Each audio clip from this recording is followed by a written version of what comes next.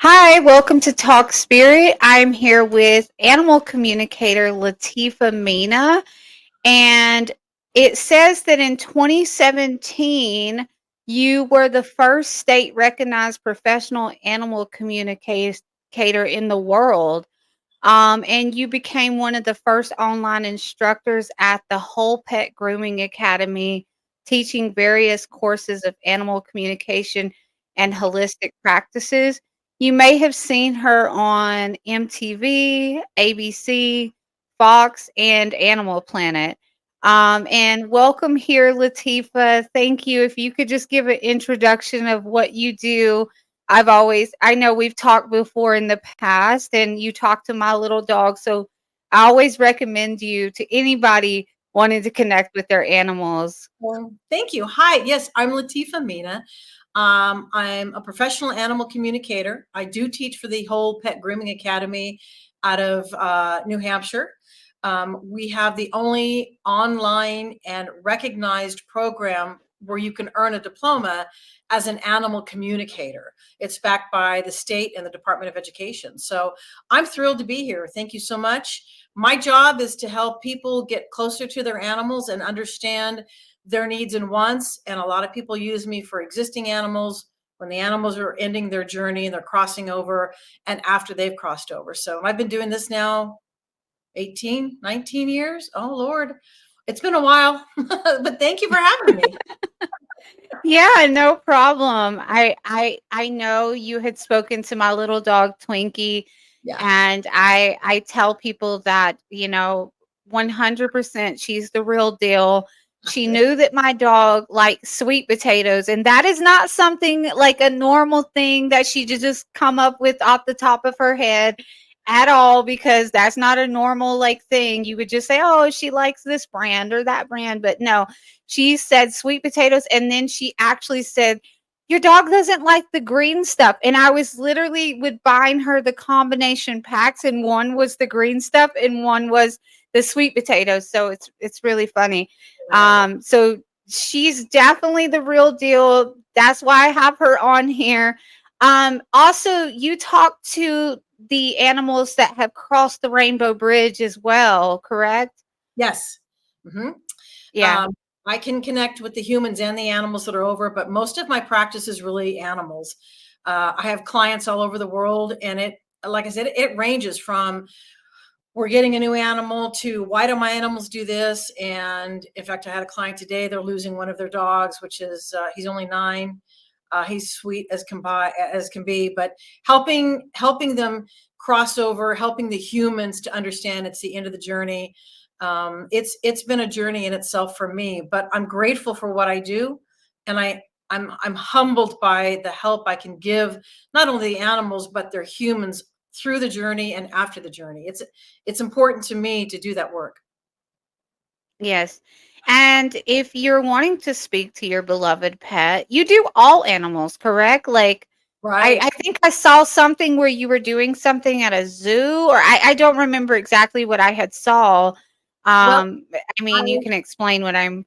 Yeah, I've got clients near me that own a tiger. They have mountain lion. Well, they're not cubs anymore, and cougar mountain lions. And being able to work with the wildlife in itself. They also have raccoons and a bunch of dogs, but it's an interesting part of the journey to be able to connect with the wildlife part because they're so different in their views and they're not so different in the way they view being on the planet. So a lot of horses, dogs, cats, birds, snakes, spiders, fish, just about I have a ton of Komodo dragons, lizards, just about anything you can think of I think I've chatted with. So Oh, wow. yeah, it's Wow. been an adventure. And if someone was to ask you, like, how do you communicate? I know as a medium, I use the clairs and things like that. So how do you get this information? Because you're talking to live animals. Like, these are not, Right. you do the animals that have passed, but you also do the animals that are still with us, that are in our homes, that we want to, chat with, you're able to communicate. I always call you the real life Dr. Doolittle. Like, I like so I like so that. yeah, I'm like, she is the real life Dr. Doolittle, literally. That is a real thing. But how do you get that communication from our animals? So my process, I think, may be a little different. When I'm working with an animal, I will request my clients to take a brand new face view photo the day before or the day of the session. They just text me the picture of each of their animals they want to chat with. For me, having the photo allows me to connect just with that one animal. If you have a pack or you have had a lot of animals on your journey, sometimes without a picture, I get jumbled. I'm like, okay, wait, who's the black and white dog? Wait a minute, who's the orange cat? And it can get really confusing. So the picture for me Mhm. is important. That allows me to connect right with just that one animal. And the picture needs to be as current as possible, because if we take a picture 2 weeks or 2 months ago or 2 years ago, I'm going to get old information. So I like the picture to be super current. Now, if the animals have passed over, I still want the photo. When it's humans, I don't need a picture. But when it's the animals, I do need a photo. It enables me to get right into that animal and to that personality. I get connected to the personality of that animal. People often ask me, well, do they have a voice? Do they have an accent? And I don't really hear the voices as much as I hear the personality of who I'm connecting to. That's my Yeah. process. Yeah. Sometimes the animals are in front of me, sometimes they're with me. In that case, of course, my eyes are visual, my hands are here. We all use that stuff every single day to connect and to communicate. But most of the time, if it's over the phone or if it's on my FaceTime or something like that, I simply ask for the photo. Just text me the photo the day before, and that's what I use to connect. It gets a much clearer communication. I'll also ask my clients to write down a list of questions.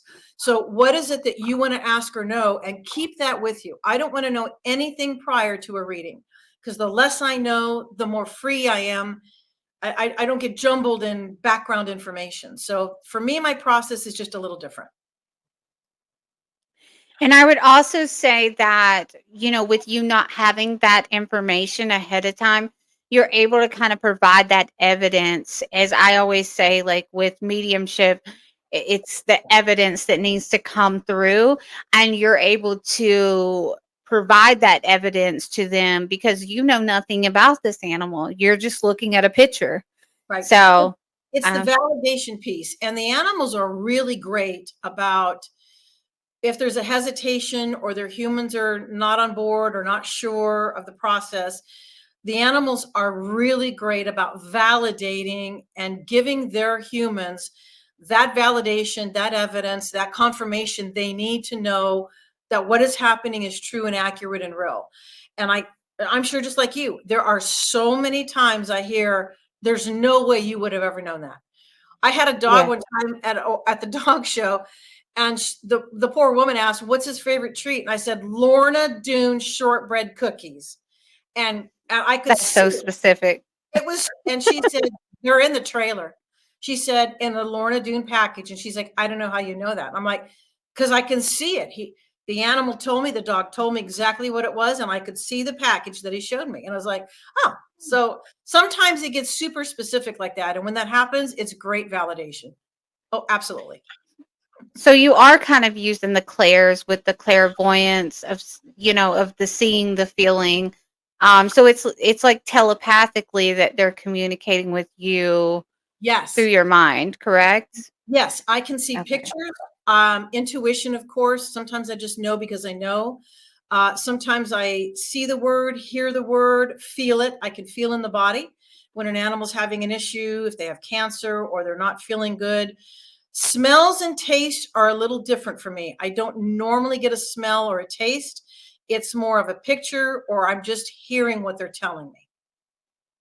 Okay. Okay. That's so interesting. It's And different. you are very specific with it. Like I said, you knew about the green vegetable stuff. You knew about the the sweet potatoes, and like I said, that's not something, that you would just come up with off the top of your head.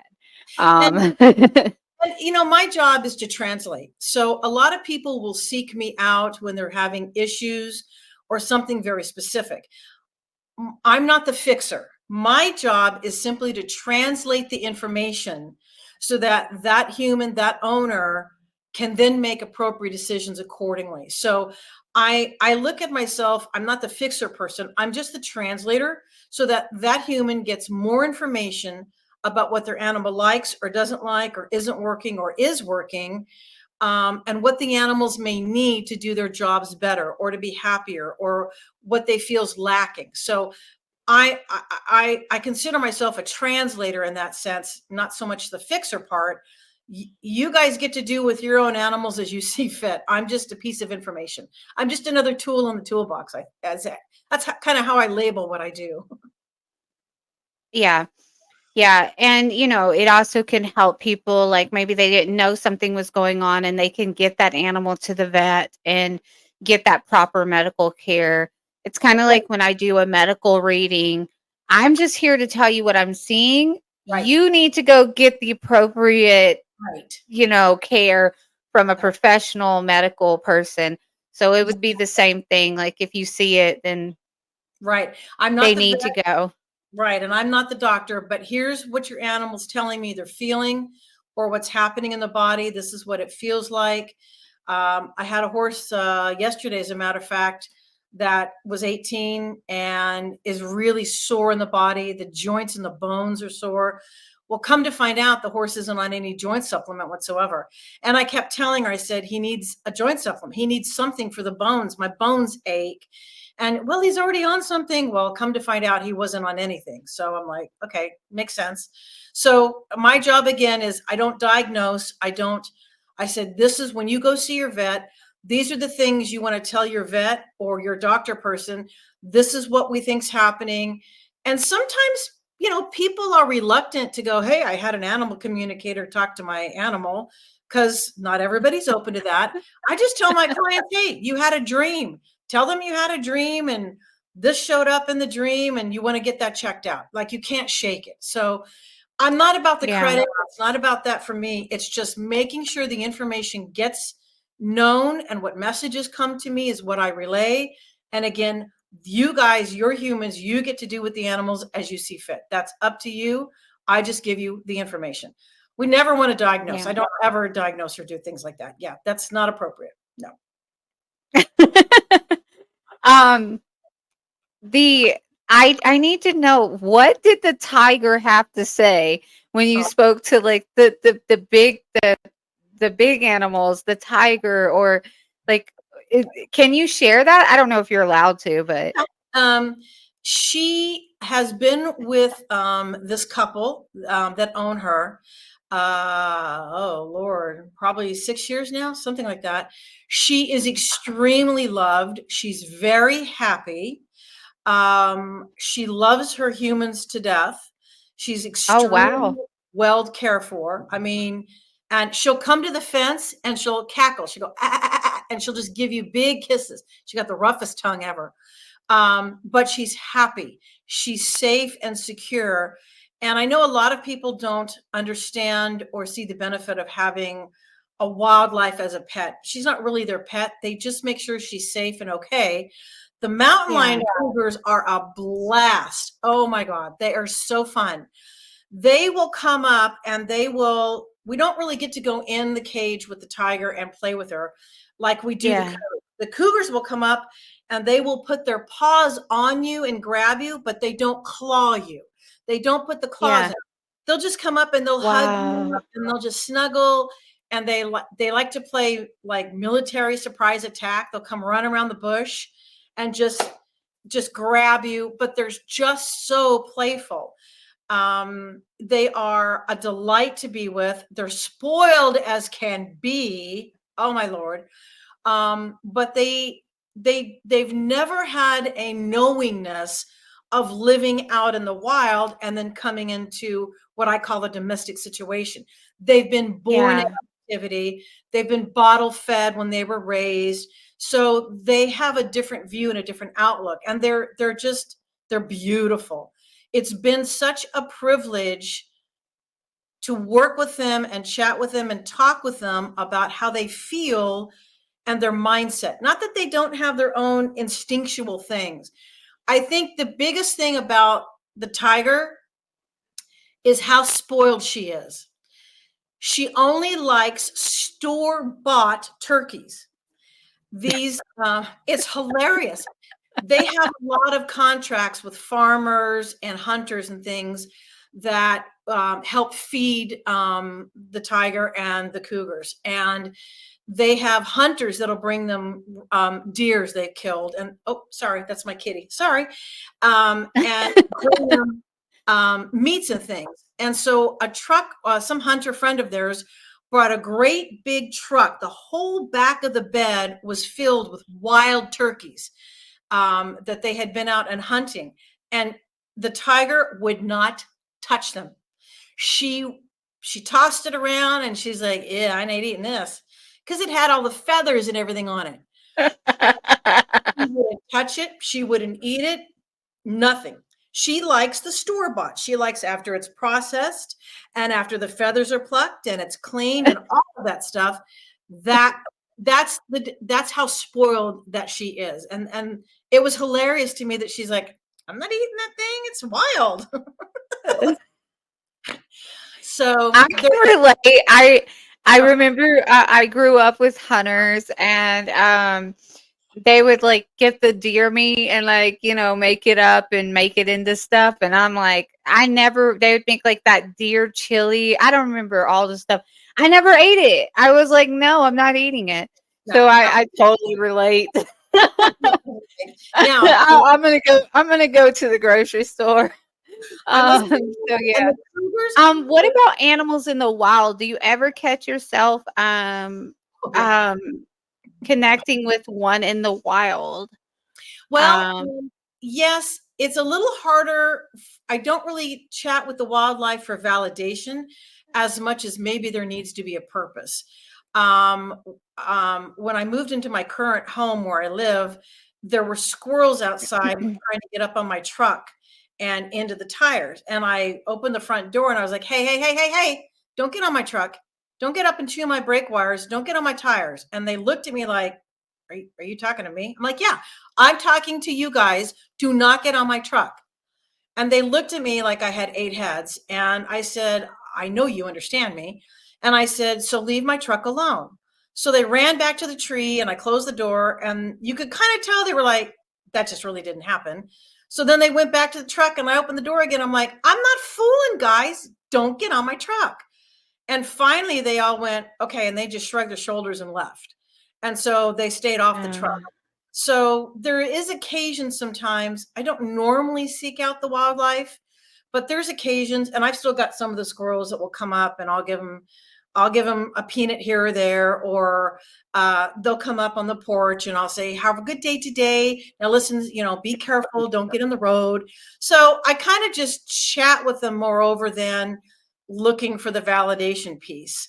I live in the city, but when I'm out in the country, sometimes I had a raccoon here one time too. And I told the raccoon, I'm like, this is not a good place for you to be. You need to take the family and you need to move on somewhere else.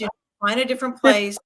So there's times when I do chat with them, but again, it's not a validation piece. It's just like, look, you need yeah. to make sure that you're safe and you're doing this. And I need you to get to a safe place and do something safe. Most of it is really domestic. Yeah, yeah. We have a pack of coyotes that are living in we live below like a mountainside, Oh my and God. there's a pack and they'll get to doing the howling, and Twinkie, she just looks like with her ears like, so I don't know if she's scared maybe, or it's just a She's listening. conversation. I don't know. Huh? She's definitely listening. I'm sure she's listening. Oh yeah. Yeah, I'm sure. yeah. And we have gotten so many coyotes lately. It's insane. Like they're all over town, like where we live. Like I guess they're coming down from the mountains. Yeah. And a lot of them look really healthy. Like, and I haven't been seeing the raccoons as much. So I'm assuming they're eating them Yeah. and the bunnies. So The yeah, so I wild always worry. the wildlife takes care of itself. I have birds that often build a nest back in my house here. And of course, me as the freaking stupid human, thinking that I can care for the damn birds better than they've been doing it for 800 billion years. So they get in the nest and the babies will be like, oh my God, you're gonna fall, and so it stresses me out, but they got it handled. Yeah, I'm learning that, and they're teaching me that when the babies finally leave the nest, they're on the ground for a while. I'll keep my cats in. I won't let my cat yeah, out in the backyard until I know those baby birds can really fly and they can get away and that they're more mobile. But boy, the first couple of times that happened, I was like, oh my God, it's so hot. Here's a fan. I put a fan up, just trying to take care of them. And mom birds oh look at me man. like, you're just a nut lady. I'm sure. So, Yeah, yeah. but We have a lot of wildlife where we live actually.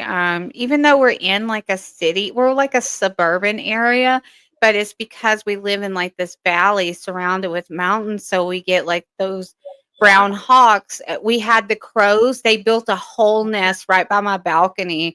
And we watched them grow and feed. And I noticed two birds would take care of the nest. So one would protect the nest and the other one would go and they would switch out. And I was like, they're better than some human families. that's what Like, yeah, they do. Mom goes, dad stays, dad goes, mom stays.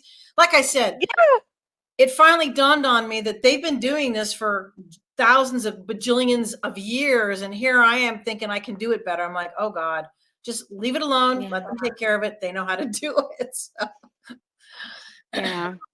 Wow. It's so interesting what you do. I know when I do mediumship readings, I will have the humans that'll bring in the dog and say, "Oh, there's a dog with them," or the dog is back with them, or things like that. But the connecting with the dog itself, that part, I guess I don't have the training for it, and it's just like a disconnect there. And I definitely can't talk to them. So you know, everybody's ability is different. Like everybody's yeah, ability it's not the forte. And as I talk to my students and as you go through my courses and my classes, I do some coaching and some mentoring as well. I let them know that this isn't about right or wrong. It's about what works for you and what your baseline is and where your ability is, where you need to shine and focus on. I I don't I'm not sure everybody should do everything. And I like that some people can connect and some people only do humans. Some people only do energy work. Some people only do the animals. And I yeah, started off only animals. Then my humans came in after that. And then energy work came in after that. And I had yeah, in fact, I had boundaries up that I just want to talk to the animals. That's all. I don't want to do humans. I don't want to do the other thing. But that's not what happened. But that's okay. So yeah, I'm grateful. And I think we, as the workers that we do, being self-aware of where we can and can't go, and it's not a fault, it's not a bad thing, it's just not our calling. And that's okay. That's why there are and others that's that what I feel truly. It's just not my calling, and that's okay. I'm accepted of that. But I know I did have a client come to me that was like, I was picking up her grandparents and all these people, and she was like, "No, that's not who I want to connect with." And then I'm like, "Well, who do you want to connect with?" And she's like, "Oh, my dog." And I was like, "Oh, girl, I don't do that." Like, so no, I that's gave her your information. So anybody that comes to me, or I always give them your information if they want to go that route. that's awesome. Um, so you did something on Animal Planet. I watched a couple of your interviews. You've done several different interviews with different news sites and things like that. What did you do on Animal Planet? I didn't see that one. So I think this was 2014, maybe it's been a while ago. They asked me to come on to do the Turtle Man. And Oh, wow. so I did an episode with the Turtle Man, and we filmed here in Kentucky.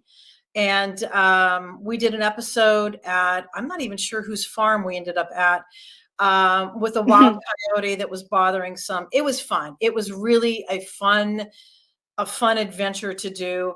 The Turtle Man and his crew, those guys were so beautiful. They were just Oh, exactly what wow. you see on the show is exactly how they are, and they were so generous. Like, now we're not making fun of you. We're not, I'm like, it's okay. I get it. It's all right.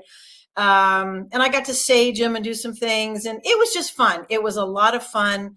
And it was one of those, kind of once in a lifetime things where you kind of get to step a little bit out of your boundary and do something a little different. But I enjoyed every Yeah, moment. Every moment. It was fun. that's amazing. What is the most bizarre animal you've ever connected with, in your opinion? Oh, Like, sure.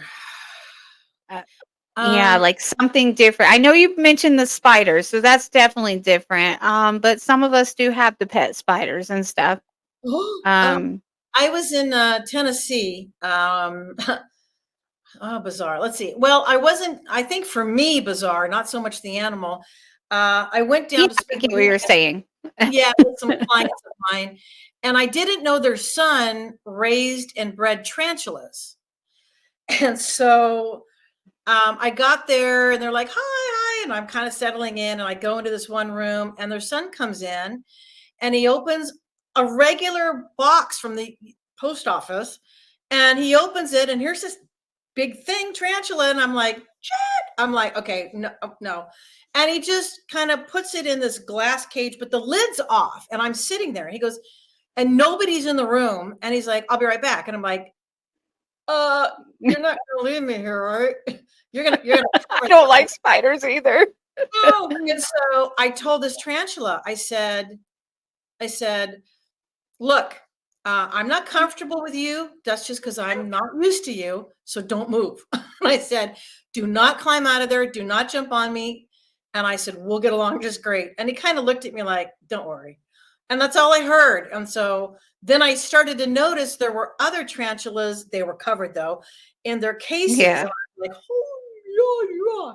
But I think Oh, for me, the most bizarre, I'd have to I'd have to say the most bizarre was when it was a learning lesson for me. I okay. was getting ready to go to dinner one night and I aren't we all on our phones? Isn't that all what we do? I came out my Yeah. back door and I was walking down the driveway to go to the mailbox to get the mail and I'm on my phone and I'm texting my mom, "Hey, had a great day, blah blah blah." So I walk down the mailbox, I turn around and come back and I'm done and I look up. And at the corner of my house is a very large snake and it is coiled, probably 5, 6 feet. And he's coiled. Oh, And I'm sitting there going, and I just screamed. I mean, I screamed. I mean, a bloody curl scream. My other half of the time came running around and I'm just doing this. That's all I'm doing. I'm just pointing, and so he finally looks down and he sees it and he backs up. And all of a sudden it dawned on me like, oh shit, I can talk to you. So then I'm starting to walk and I'm like, what are you doing on my driveway and why are you here? Immediately he dropped his stance. I said, I can't kill you. And he just like, hey, how's it going? My name's Eli. And I'm like, oh no, you don't get to just talk to me right now. Then I went from crapping my pants to like, no, you don't just get to talk to me. What are you doing here? So then and all this time now I'm taking photos. I'm taking pictures of him on my driveway and he's posing and. So I get around the other side and I'm like, look, you can't stay here. I have a dachshund that's like 4 pounds. You cannot stay here. You have to leave and you're not allowed to be here. And so he said, fine. And I said, look, the house next door is empty. Go live over there, but don't come back in my yard. Go over there, stay there until somebody moves in, and then wander off. I said, but I can't help you and I can't kill you. So you can't come back. So he slithered off. And so afterwards, I went in and changed my pants. Afterwards, I'm going to dinner, and all of a sudden I'm thinking, what kind of snake was that? And I start looking, and it was a diamond ridged rattle. It was a rattlesnake, a diamond ridgeback rattlesnake, which is not supposed to be in Oh, my region. Now, he didn't have a rattle, and the rattle was missing. Because I think if he'd had the rattle, or if he had rattled it, I wouldn't have been able to talk to him. Do you know what I mean? I mhm. probably would have panicked. And he had a diamond shaped head, like always. So then it happened to be that weekend I was teaching an animal communication workshop. And so I took the photos in, and it was in advance. And I've had all these students before. And I said, I got one for you today, guys. Here you go. And I asked the vets, I said, they said either it's a copperhead or it was a rattleback, one or the other. And Yeah, it turned out to be that it was a life lesson for me. Do I really walk the walk and talk the talk? Do I really, when I'm in a situation like that, will I really kill the animal? Or will I use my skills to talk to him and move through the fear of being able to find out what that animal wanted and needed? And all it was it was yeah, a lesson. It was just a life lesson.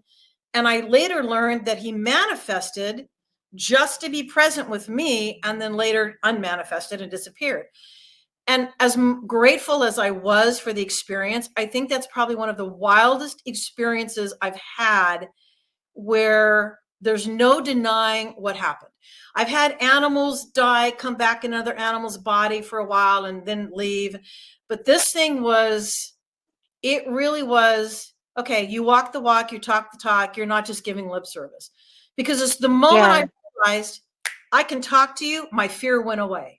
And then I was able to communicate. But it's interesting how you lose the humanistic piece to go into spiritual piece. So I'm forever. yeah.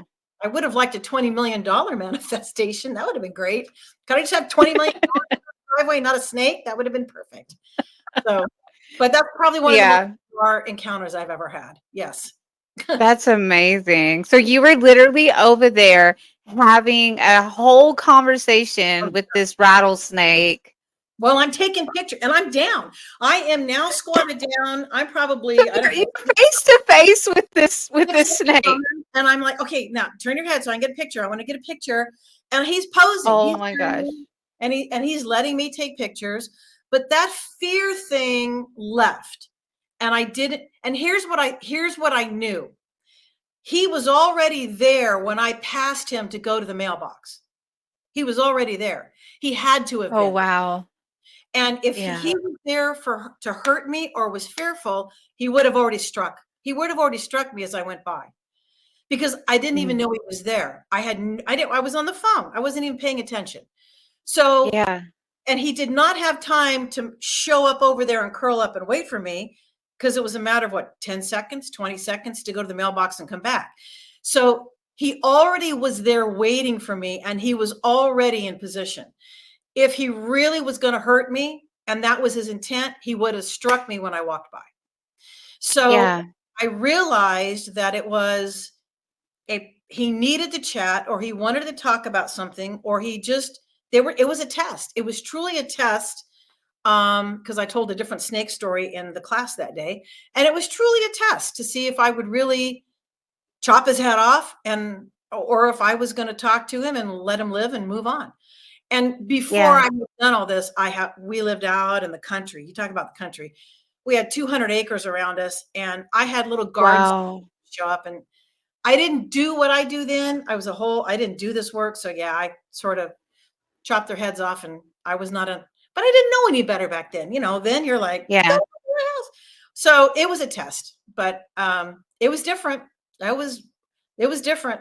And then after you Yeah. realize you were 6 feet from that, and everything's over and done with in a couple of days, you're like, God blessed, what the frick was I doing? The Yeah. afterthought, it's like, oh my God, what was I doing? But in the moment, it was exactly what it was supposed to be. So, I would but have called animal control myself. I was like, nope, you just need to go next door. And it was weird because the You next day, sent him to the neighbors. there was nobody living next door. There wasn't anybody. Okay. That house is empty. Just go live over there. But the next 3 days, I had bunny rabbits in my backyard, and I had not had bunny rabbits in my backyard for almost 8 months. So the bunnies Wow. were telling me it's gone. There's no fear. The snake's gone. They were showing me and giving me validation and affirmation that everything was okay. And so with the bunnies being, Wow. I knew that he had left. So yeah, That's amazing. it That's was amazing. That's so when you go, let's say you do go to like a zoo or like what about aquariums? Like what about, you know, our fish and things like that? Can you communicate with them? Like have you ever went into an aquarium? Do you get information or do you need to like be in that mode of channeling? Is it like an on and off thing? Cuz for me it's an on and off. for me, it's an on and off. And yes, and Okay. I follow Penelope Smith's code of ethics that you need to ask permission from the human who owns the animal or the Yeah. animal itself or the caregiver, the caretaker. When you're in a zoo or you're in an aquarium, they belong to the public. So Yeah. they are there for publics to view and to interact with. So I don't really Yeah. need permission from caretakers. I Yeah. haven't visited a lot of zoos and I haven't visited a lot of aquariums for the simple fact that I'm Would not it be overwhelming? well, Like it, for you? it wouldn't be overwhelming. What it would be, I think, frustrating if an animal tells me I'm not healthy, I'm not okay, I'm not happy here. I don't have it's really difficult for me to go up to the zookeeper and say, hey, the giraffe told me blah, blah, blah, because they're going to look at me like I have 18 heads. And you got to remember, there's a lot of Yeah. ego involved with a lot of these people taking care of the animals. They feel that nobody can take care of them better than they can. So when somebody Yeah. outside steps in, sometimes they feel like we're stepping on their toes. So I'm very cautious about that. If an animal does tell me something like I don't feel good or I'm not happy here, or which is extremely rare, I will send them love and light. I will ask the angels to be present. I'll ask Archangel Michael, Elijah, a lot of them to come in. I will tell the animal, you need to show your caretaker you don't feel well. So make sure you're presenting that to them. Yeah. But for the most part, most of the animals that I've come into contact with that, they're pretty content. They have a great relationship with their caregivers. They're not hunted, they're not beaten, they're loved, they're cared after, they're fed. And really, the most of them know how much joy they're giving the humans that come to see them and be with them. And they they Okay. they enjoy that. There's a few of them that have been a little disgruntled, but you can't fix everything for everybody. And I just tell them, you know what? In the next life, if you reincarnate, you can be out in the sea. You might get eaten by a damn shark out there, but that's that what you want. At least here you're safe and you're watched after. So, but not many, Yeah. not many.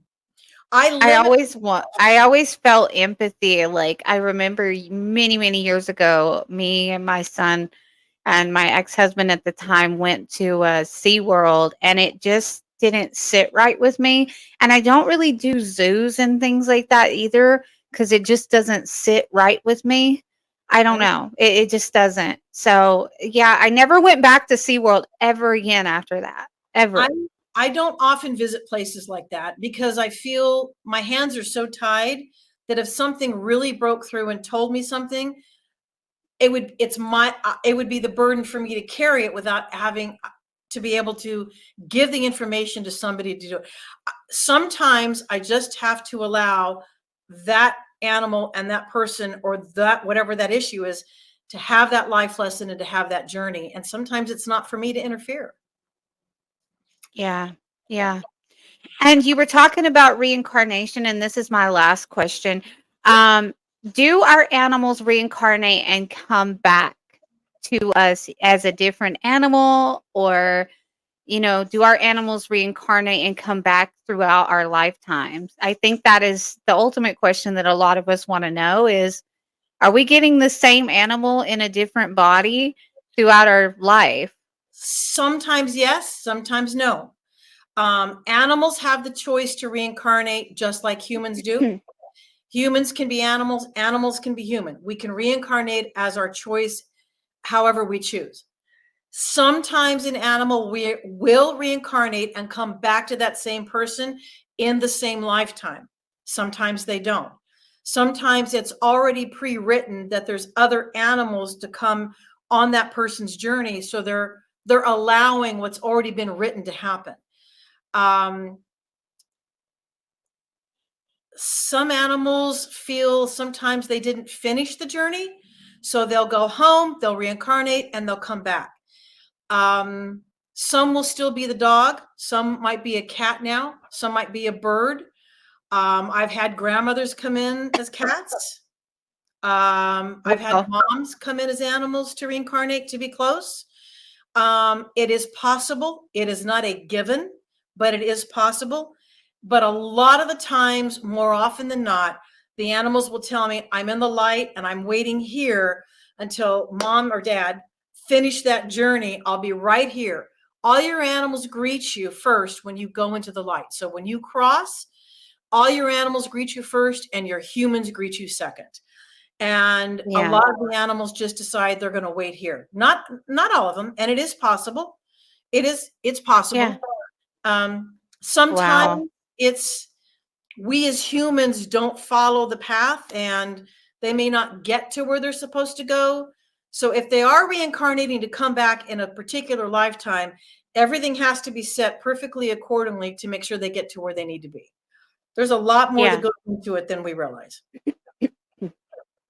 I know I've been feeling very connected to this sun conure that I saw. I don't know what it was, but then I was like, this particular sun conure was, priced higher than some other ones at this other place. So you would think like, oh, could just go get one that's less money, but there's like something there with the one, like, and even though I went and I was like, oh, I love those birds, they're beautiful, it was something with the one, even though he costs more money, and or she, I don't know what it is, but um I had talked to this other guy that raised birds, and he had all these birds, and I just didn't even go to look at the birds because it was just a disconnect, even with the pictures of the birds.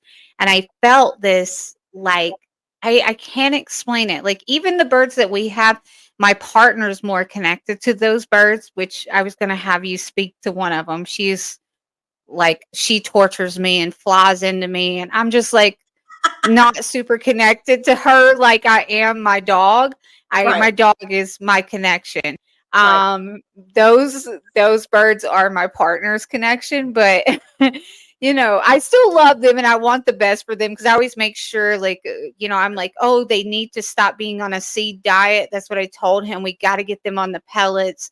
So I changed them because I'm like, we're doing the mix because, we got them from a pet store. So they were on that all seed. So they won't eat anything. We're really trying to push more healthy foods for them. So I'm the one doing that, even though they're his birds.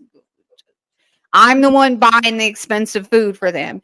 But the thing is, I don't know. I felt so connected to this bird, but I'm in like a condo apartment. I'm like, we can't come in. I gotta wait till I get a house. Like, you're too loud for me here. But then it's like people have birds here, like bigger birds. So I'm like, I don't know. Should I get them? Should I not? But there's like a connection. So I keep going to visit him, and I keep, like, I haven't made the move yet, but there's a connection there. It's weird. I can't explain it. It was like with my dog. There was a, like, There's a true connection. You'll end up getting him because there's no denying the connection that's there. It's either someone you've known from a I don't know past if I can have him because I feel like he's going to be too loud. But then there's a part of me that's like, he's probably not going to be loud. Like, So he's not going to be super loud. just Like, it's going to. Jenny, just explain to him exactly what he needs to do when he comes home to live with you. Listen, because of where I live, you're going to have to keep it down a little bit until I can get a house and blah, blah, blah.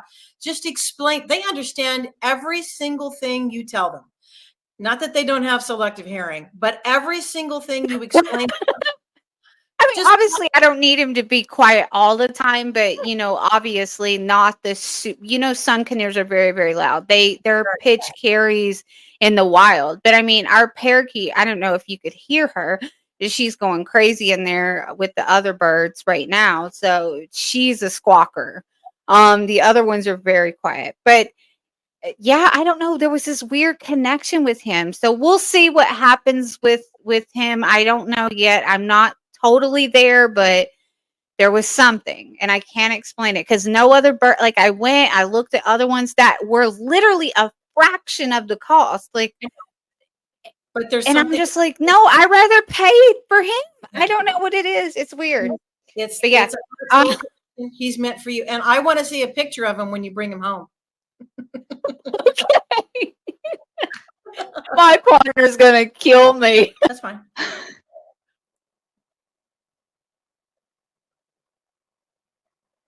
Oh, here she goes.